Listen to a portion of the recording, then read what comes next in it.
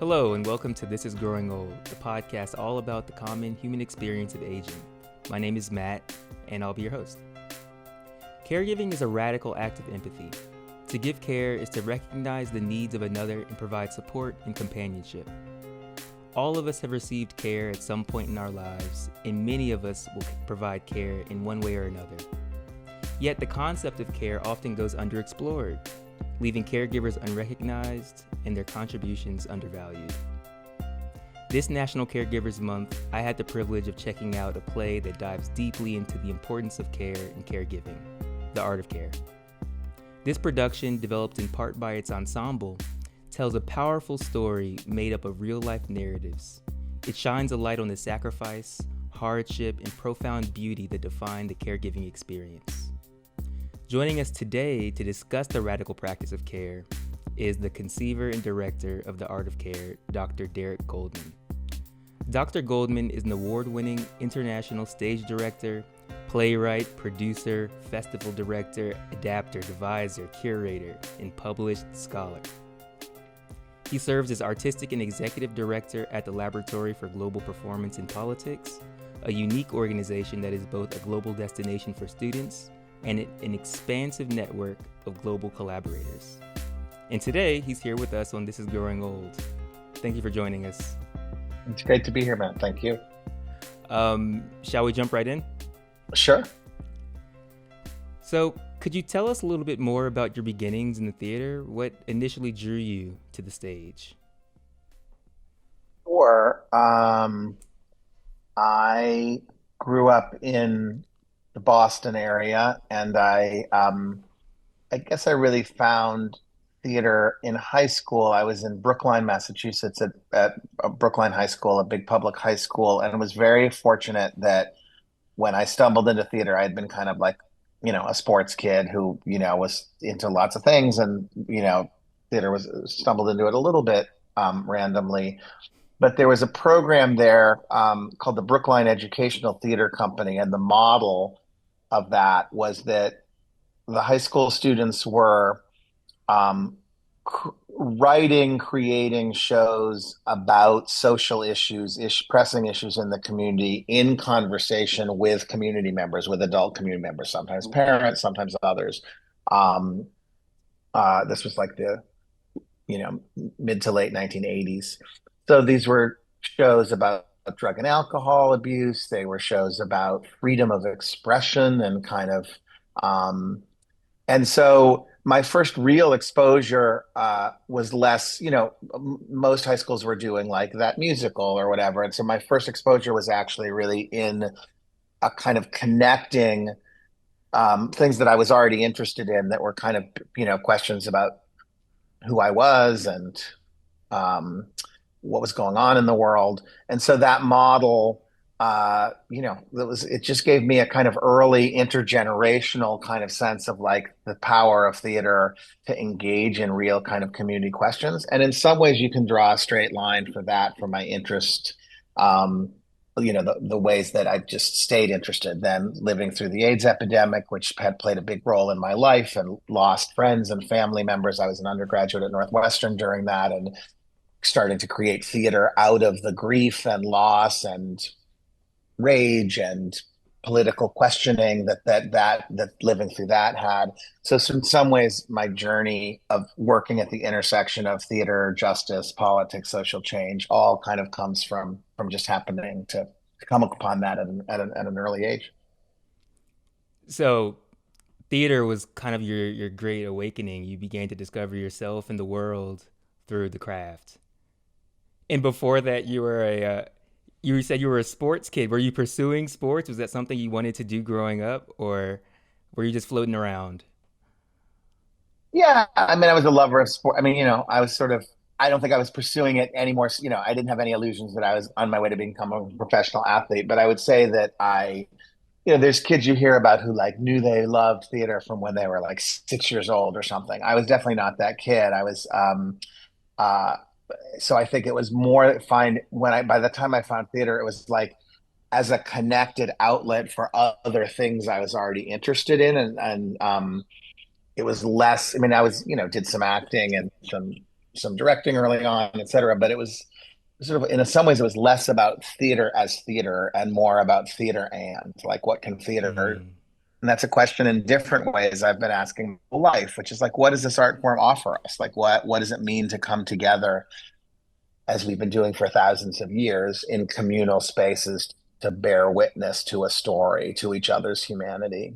mm, And I know the project will be talking about the art of care. In some ways, for me, the interest in it was less about like innovating for its own sake, and in some ways I feel like it's like restoring us to some of the kind of like ancient functions of mm. ritual, of theater, of storytelling, of bearing witness to others, which I think in today's world of there's a lot of things pulling us from distracting us from some of those what I see as kind of core human impulses to connect. Right.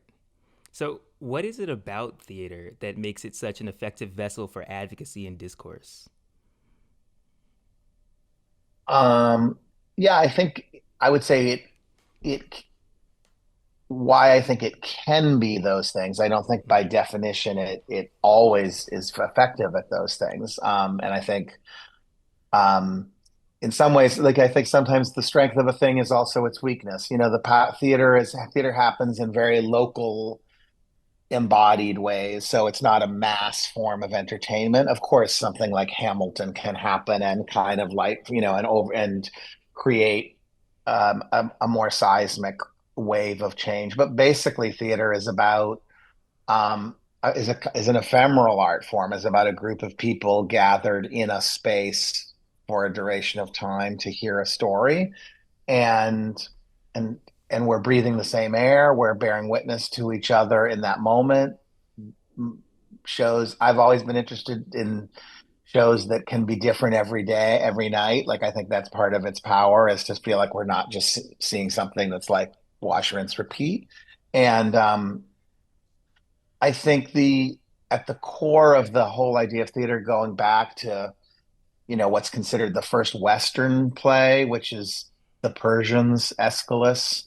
Um, at the core of that play was empathizing with the enemy in the context then of the Peloponnesian War, and the Greeks was sort of like telling a story, and sort of like in the context of um, that theater has the power to sort of make us um, look at another human being who might be 10 feet away from us and go, well, politically, that person is my enemy. I disagree with that person, but I can't deny their fundamental humanity.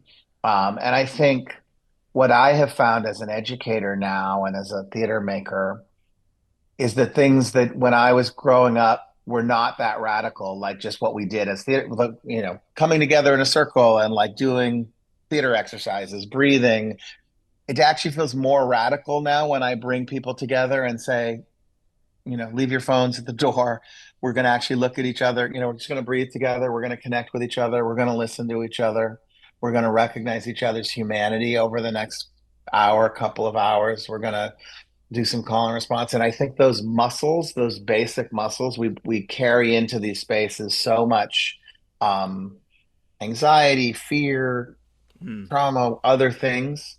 Um, and so a lot of what I think I'm trying to do with this work is just bring people back towards themselves and one another in what are really very simple, straightforward ways. And I think, of course, there's other spaces. I think some people get that experience from other kinds of rituals, whether that's community rituals or religious rituals. But I think theater, because it's rooted in story and our the fact that we all have stories to tell, we've all had experiences.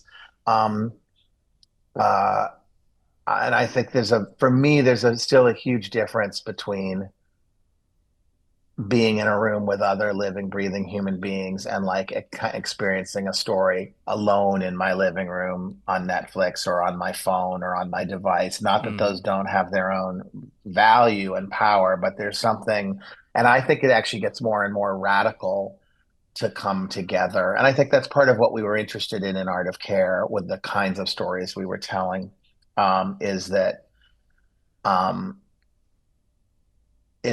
that the kinds of humanity and vulnerability and kind of embodied experiences that art of care is sort of activating and wanting to be about are actually not things that are they're very stigmatized. They're not things we see a lot of media about. A lot of care happens, of course, behind closed doors and private. And so the function of a kind of intimate communal space of theater to kind of be like, oh, we can share these stories. Like it's okay. Like I have mine, you have yours. Let's offer them to each other. Feels like theater is actually a really beautiful place to do that and offers us something different than I feel like a television show or a film or even other kinds of art forms would. Yeah, it's the temporality of theater. The fact that you can't replay it makes, everything that's happening on stage all the more significant to you. And then on top of that, you have to reckon with what's going on on the stage in real time. Like the antagonist could be in your like a person right there in front of you. Um, when I walked into the theater that Sunday, I did not have a narrow idea of caregiving, but working in aging research and healthy aging, I tend to consider it from a single perspective, which is senior caregiving. Um, but I witnessed instead was this multidimensional perspective on care. It highlighted vulnerability across age, culture, circumstance. Why do you think it's important to broaden our understanding of what it means to care? Um,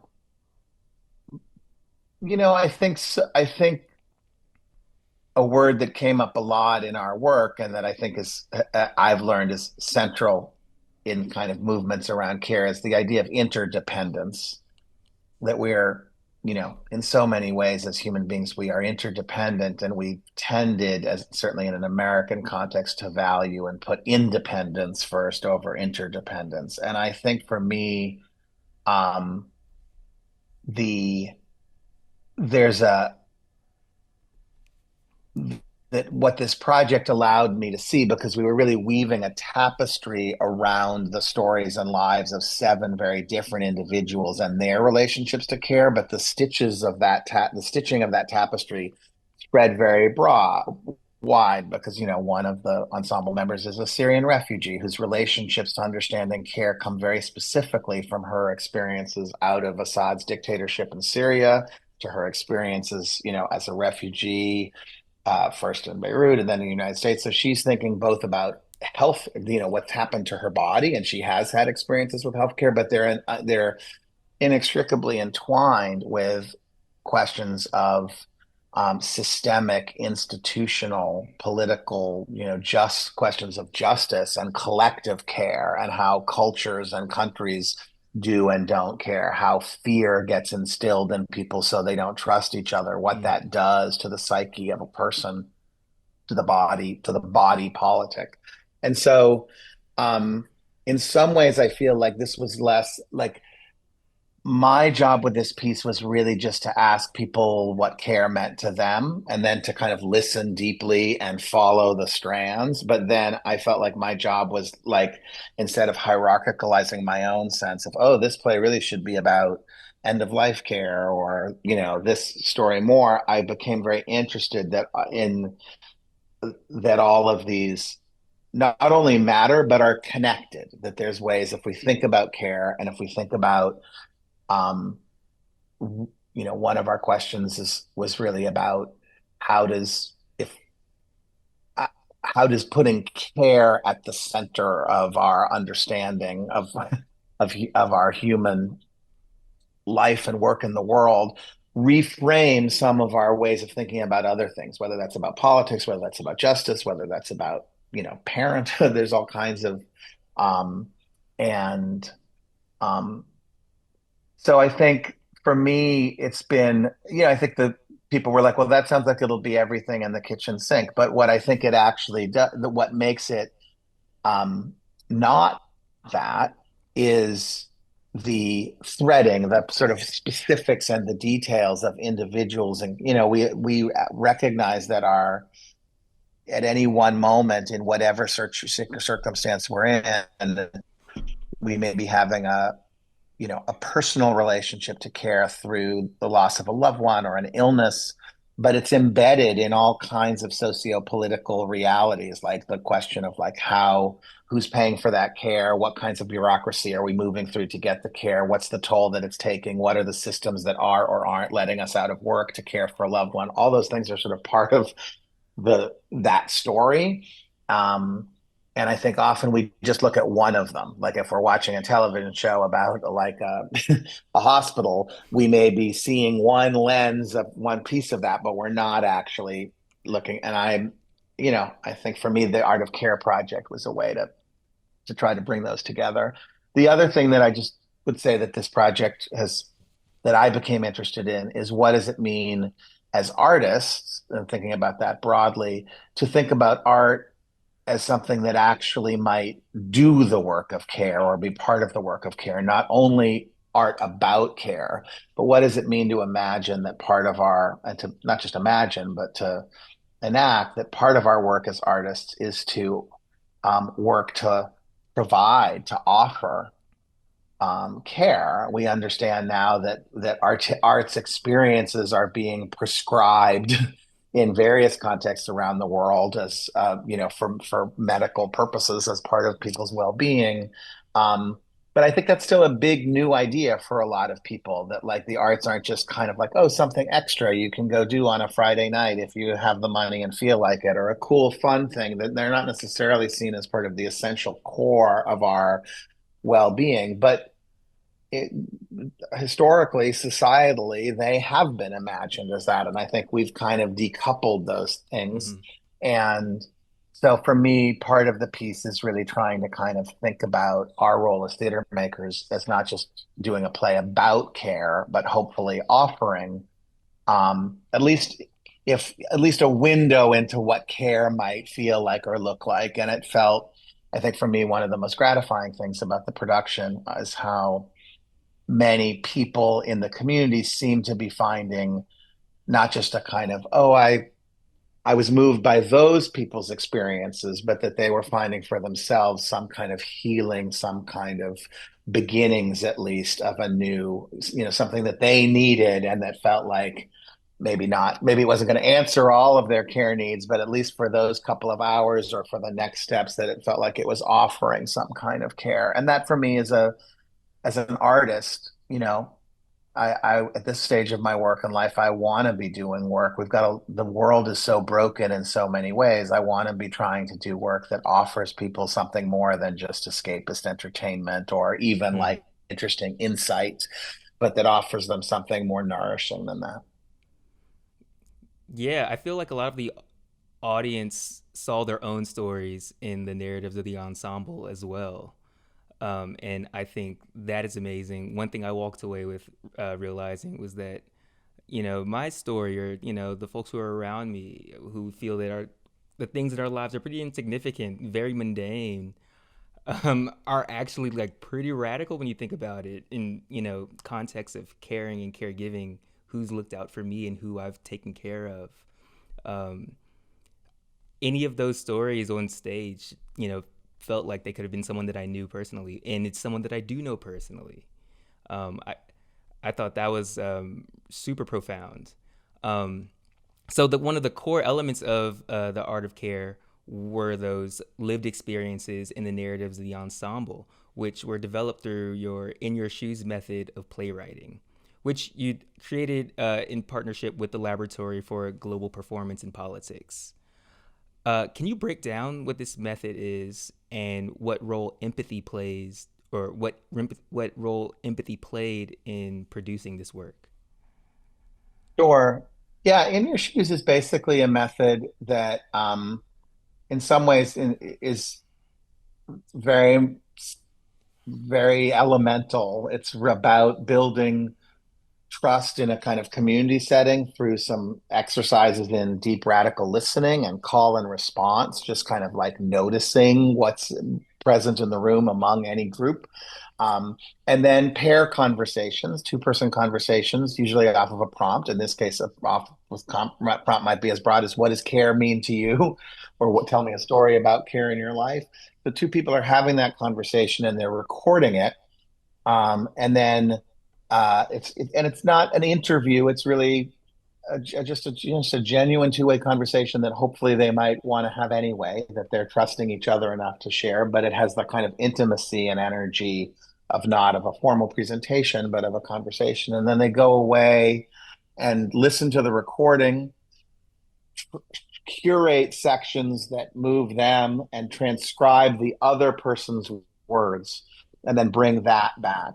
And so, just as you were saying before about your own experience watching the play and feeling like things that might have seemed mundane or like sort of feeling like significant, that's so much of what happens in the In Your Shoes process, because it's such a process of, you're really of self-discovery, because your own words are being brought back by the other person and Mm-hmm. into the group.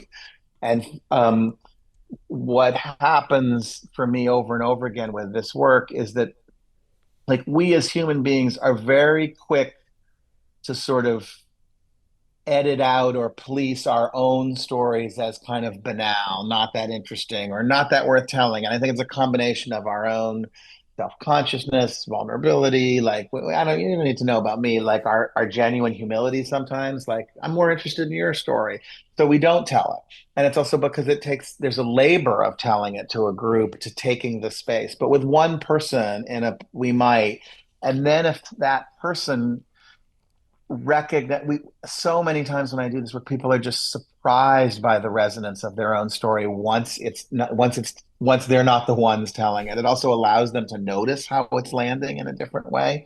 Mm-hmm. And so most of the pieces in Art of Care, that's how they were built. Sometimes in conversations with me, and I was reflecting back, sometimes with the actors and each other.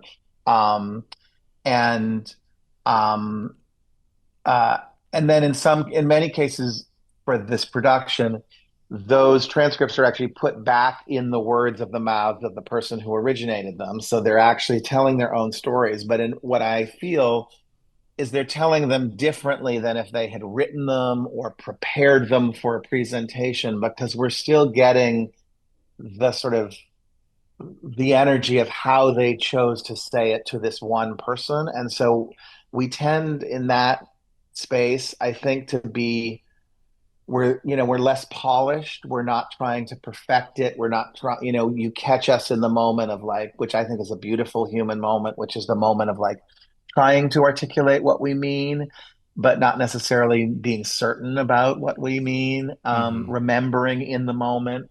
And so that provides a kind of I think, intimate and vulnerable lens, because people are really sharing offhand from the heart what's happening to them, and not trying to kind of worry about how it's going to be received. I feel like in so many amazing ways we've answered this next question, but is there anything else you would like to add about the importance of amplifying lived experiences in your craft?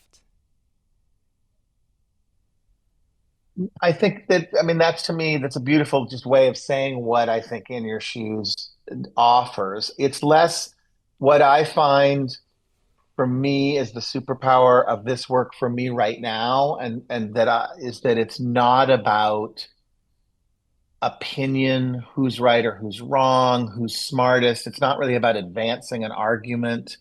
It's not even really about, I mean, of course, like, so much narrative, and I love theater and films that do this, and it's not really about, like, suspense or having a trick up your sleeve, or like surprising somebody with, like, this twist that comes in at the end. It's actually really about, like, attuning us, like Mm, returning us to a kind of capacity to notice things that we, like, take for granted in each other's humanity. And I think we're just so good at going into rooms. We sort of recognize, if we're in a room with 20 other people, that they must have all these live intellectually. We know that they all have that human beings among us have these amazing, profound, intimate experiences around, for example, care and caregiving, that people have lost, that people have been through things. But we don't, as a habit, we just kind of ignore that. We don't, it's not what we're there to do. So we don't, so we're very good at ignoring that that's true, even as we know it's true. And I think so much of this work is about reminding us that um, elements of the things. And I feel like once you know those things, it becomes much harder to put people at the same distance and to say, to dehumanize them, to kind of go, oh, Mm-hmm. they're wrong about this. And so, and I'm frankly like, I feel like for me, the spaces that are about convincing people, persuading people, being right while others are wrong, have lost if they ever had it, they've lost their traction. I feel like people leave those spaces feeling exhausted, depleted, Mm-hmm. and frankly, very rarely having convinced anybody that they're right, Mm-hmm. just having proclaimed why they think they're right, and someone else proclaims why they think they're right, but they haven't gotten any closer together. And I think we need other kinds of ways of connecting with each other. And this is, one small way that I think this happens. So, moving back over to the lens of senior caregiving, how might the art of care help those senior caregivers provide more thoughtful service to the aging community? Yeah, I mean, I love the lens of your work on this podcast and of that. We were sort of, as I say, this project was not only looking at that lens, but it's such a fruitful lens, particularly around questions of care. But I think in general, um, this work is just basically about a kind of listening that recognizes the fundamental humanity and of the other, and I think so much of what I have experienced and what I've also in my research we've done on this play and talking to people who experience of aging can be one of so much loss, of so much isolation, of like having had so many things in your life that now you're holding alone with the memory of those things, or that is no longer what is present in the Mm. room, and that there's so much opportunity for um for just the kind of connection that comes from taking the time to sort of listen, notice, discover. And I think, um, so for me, the other thing I just have found with the In Your Shoes work, which of course care, not all caregiving has this as an element, but I also just think in general that intergenerational exchange has never been more important. That like Mm. we have as a society have tended to discard, cordon off, devalue the the the older among us and also the younger among us in other contexts. Like and um, uh, there's so much opportunity that to reclaim the fruits of what real intergenerational exchange, like people, like the inspiration that comes from for the older of us, that comes from the younger, and going, look at how exciting, how much energy, those new ideas, the freshness of that, and the accumulated wisdom. But I think because of there's so many things working against that right now in terms of how trust operates in the world, in the sense of what young people are inheriting, what old people who feel discarded feel about the world. And so I'm finding that the In Your Shoes work has been it's we've been working across all kinds of divides, ideological divides, cultural divides, translation, but the intergenerational one is perhaps for me the richest, the most important, because if we can't I feel like if we can't get better at that, if younger people can't get better at understanding what's going on for older people and vice versa, and we can't build more trust there, then I think a lot of our work around care is um, it's an uphill battle.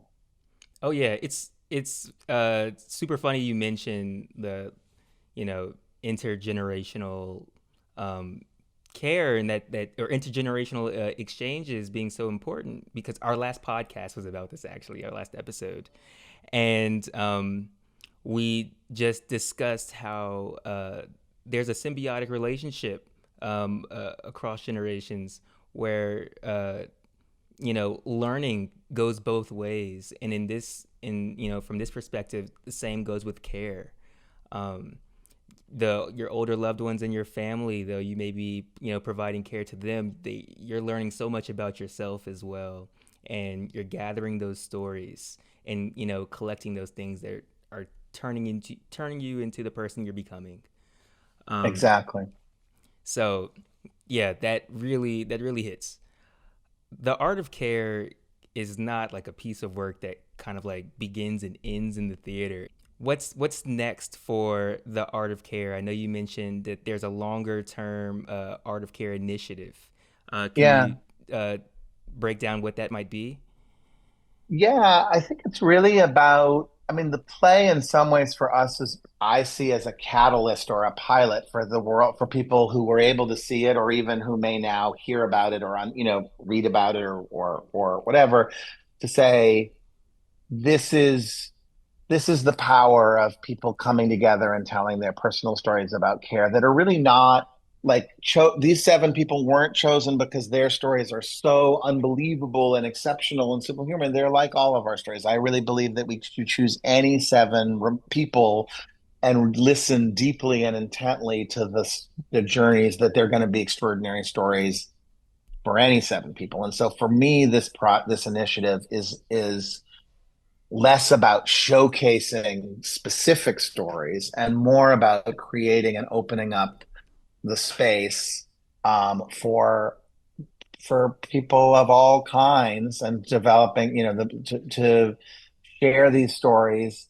And I think hopefully this in your shoes methodology and other related approaches, because it's not one, this, we've learned through this process that there's a whole kind of set of things that kind of come out of this that feel um, uh, generative.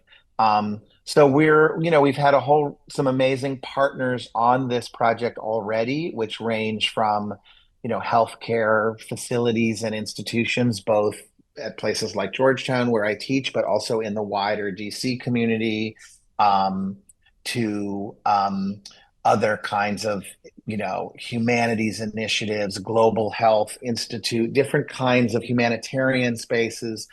And I think the hope now is to really build this in as a kind of larger initiative that allows people from the kind of general public to get involved, to come share their story, Mm. to learn how to facilitate stories, to develop some skills and techniques to take back into their places of their spaces of work.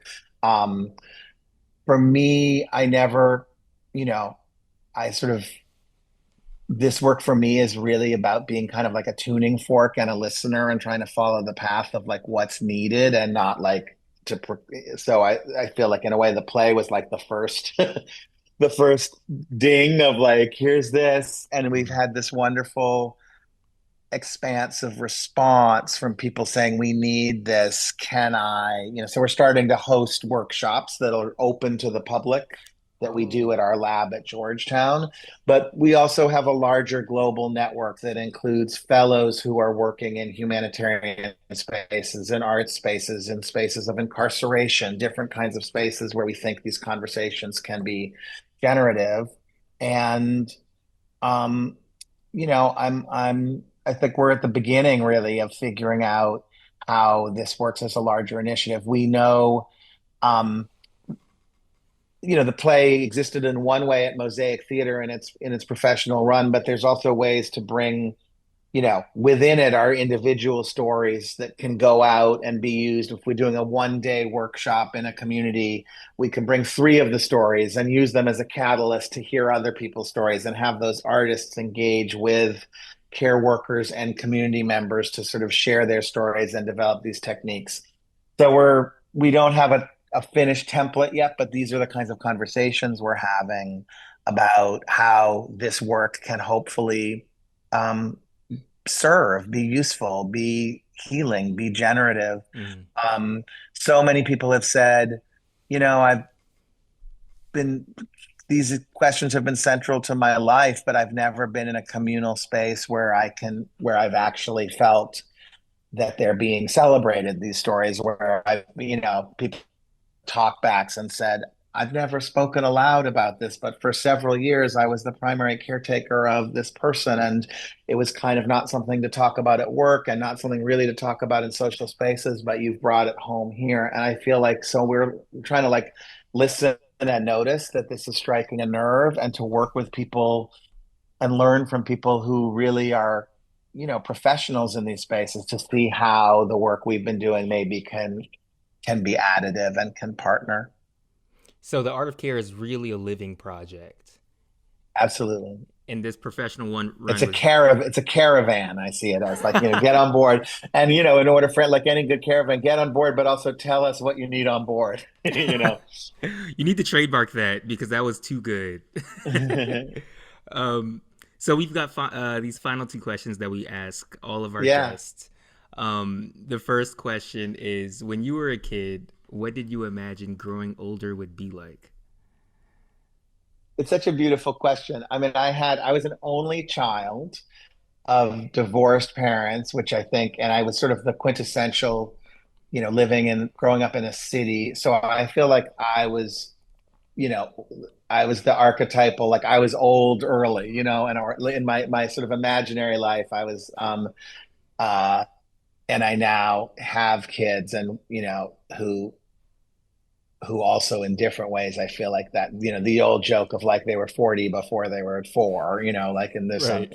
so in some ways, I was very busy being old, Hmm. young, and wanting to be old and imagining myself being old and having kind of filling in all the things, even in I mentioned sports, like that started with like my love of sports was like projecting forward to pretend that I was like a professional announcer and I would announce the games on the radio and I was, all the, the imaginary life of that.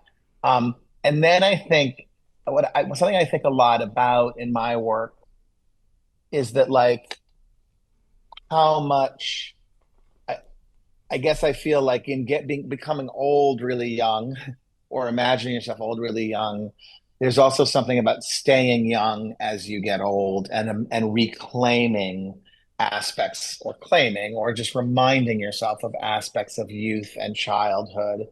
And so much of the work we're doing now, when I talk about this intergenerational work, I think is about finding the young in the old and the old in the young, like recognizing the wisdom in youth and recognizing the newness and aliveness that's there every day of someone's life, no matter how old they get. And I think um, I I think of that now differently. I lost a lot of people who didn't live very long. And now I'm older, much older in some cases than they got to live. And so Hmm. you think differently about the span of a life and what old is and what young is. And I think this work for me in a lot of ways is about, um, you know, I celebrate I want to celebrate the like, the 5-year old in me as much as the 55-year-old in me. So in the art of care, you're really honoring your inner child, or like beginning a dialogue with that 5 year old in you, which I think is healing in itself. It's a form of self care, right? Yeah, I mean, it's so connected to the kind of intimacy and vulnerability in a piece like this. I mean, we all know the sort of Shakespeare seven ages of man idea that like, and I dropped my dad, my 87, almost 88-year-old father came in to see the closing of the show, and I dropped him at the airport this morning and, had a poignant moment of just watching him with his cane walk back. And you have those moments of like, and I'll see him again in a few months, but time gets more complicated of, these trips um, and I just was thinking about, um, the just the sort of cycles of like I think that for me one of the lessons of getting older is how reductive, when we're young we just imagine, I think so many of us, just that it's so easy to dispense with being old because it's a foreign experience, it's strange, it's unknown, we have no, you know we we we don't even fear it, it just seems kind of irrelevant, and so we were able to put it at such a distance. And I think part of what we need are these things like the intimacy that comes when that distance is bridged, we gain so much from seeing, I'm doing, I know this is digressive, but one of the ways we've used In Your Shoes is to be asking in the context of a lot of work we've been doing around climate justice and the environment.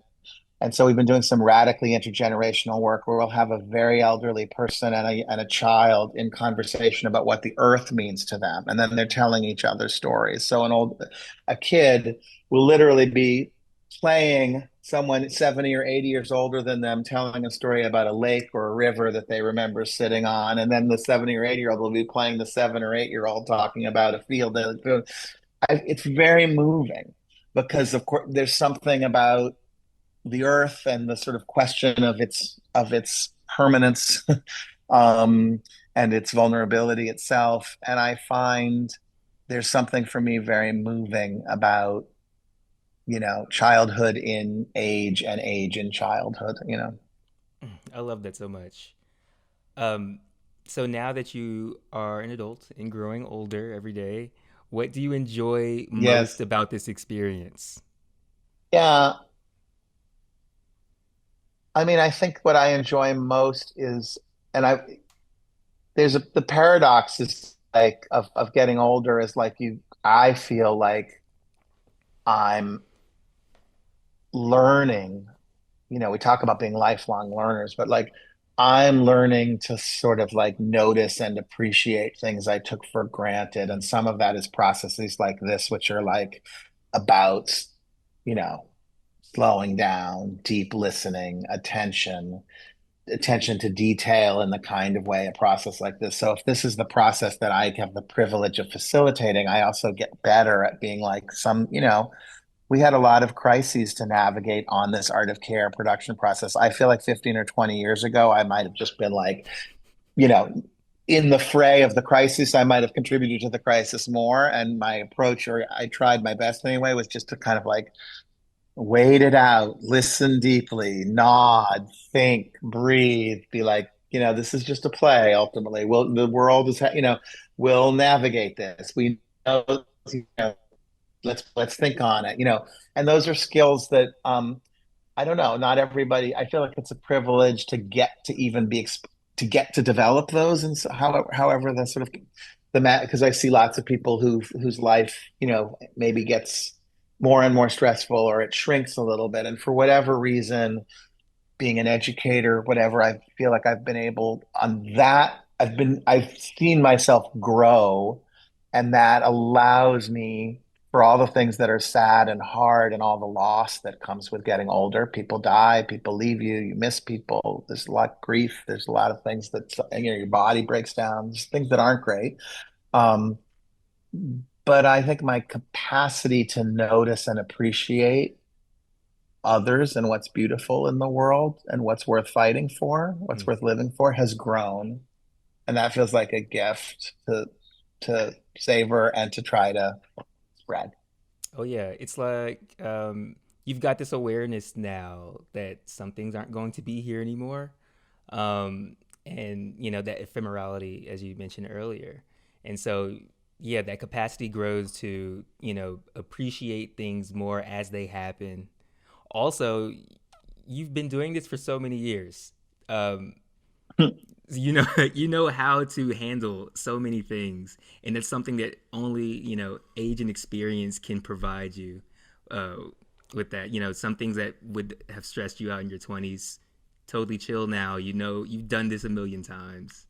Yeah. So It's what's worth, let's certain things, let them roll off your back. I mean, that's, if you can figure out what those things, and of course, some days it's easier than others, and some days you're better at it than others. But if you can kind of keep your focus on the things that really that you have number one that matter, but also that you have some ability to impact. There's mm, a way that like you can spend a lot positively or negatively, kind of, but like sort of over consumed with things that you actually don't have any agency to control how they're going to work out. And so if you can sort of focus on like, well, here's what I can make a difference in, here's what I can offer.